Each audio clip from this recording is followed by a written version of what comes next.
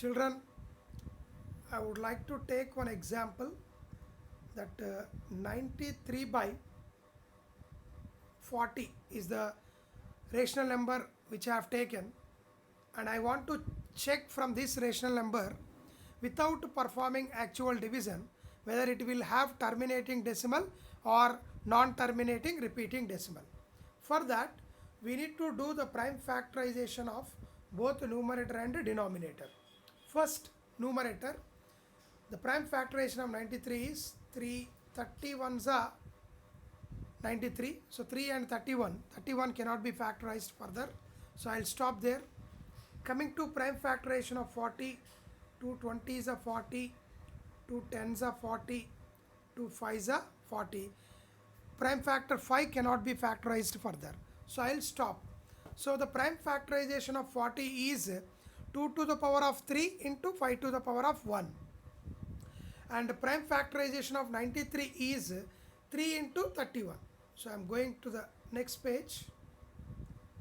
93 by 40 can be written as 3 into 31 by 2 to the power of 3 into 5 to the power of 1. Now you can observe in both the numerator and denominator, do you find any common factors? No. If you find any common factors, you can cancel them. Otherwise, no need. Now coming to the denominator, observe the denominator here, children. The denominator is 2 to the power of 3 into 5 to the power of 1. 2 to the power of 3 into 5 to the power of 1. Is it in the form of 2 to the power of m into 5 to the power of n? Yes or no? Yes. It is in the form of 2 to the power of 3, 2 to the power of m. 5 to the power of 1, 5 to the power of n. So hence the denominator is in the form of 2 to the power of m into 5 to the power of n. Then I can conclude that 93 by 40 will have terminating decimal because the denominator is in the form of 2 to the power of m into 5 to the power of n. Now coming to the point, let me take the rough part here. The denominator is 2 power 3 into 5 to the power of 1. If I multiply this with 5 square, what happens? You can observe that 2 power 3 remains as usual. 5 power 1 into 5 square becomes 5 cube. And this 2 to the power of 3 into 5 to the power of 3 can be written as 10 to the power of 3. Which means 10 to the power of 3, I can write it as 1000. Am I right, children? So that's why 93 by 40 can be written as 93 by 2 to the power of 3 into 5 to the power of 1. So in order to make into terminating decimal, I am multiplying and dividing with the 5 square. Multiplying and dividing with the 5 square. Now what happens here?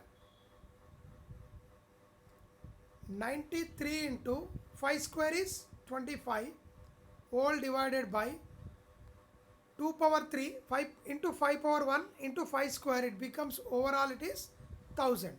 So just I need to know the value of 93 into 25. It gives 2325. So that means I can write it as 2325 divided by 1000. So here I am going to the next page.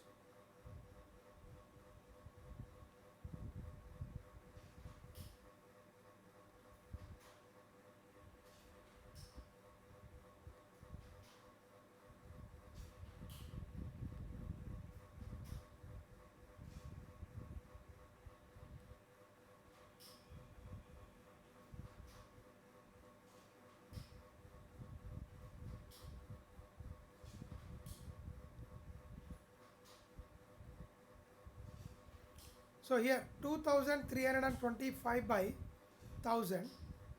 2325 can be written as 2325.0. As there are 3 zeros in the denominator, decimal point moves left side 3 digits. So the answer could be 2.325. Therefore, I can conclude that 93 by 40 rational number will have terminating decimal, and that terminating decimal is 2.325. And you can do verification whether it is correctly done or not. I am doing verification here. So I am dividing 90 by 93 by 40. 42 is 80 because 43 is 120, which is 13. Okay, there are no digits to take down. Point becomes 130. 43 is 120. 130 minus 120 is 10. So it becomes 100. 42 is 80. 100 minus 80 is 20. It becomes 200. 45 is 200. I got remainder 0.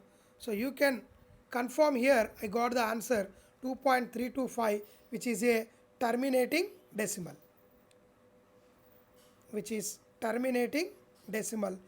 We confirmed by actual division, and we concluded that without actual division also we concluded it is a terminating decimal. So this is the way to solve the problem, Nana.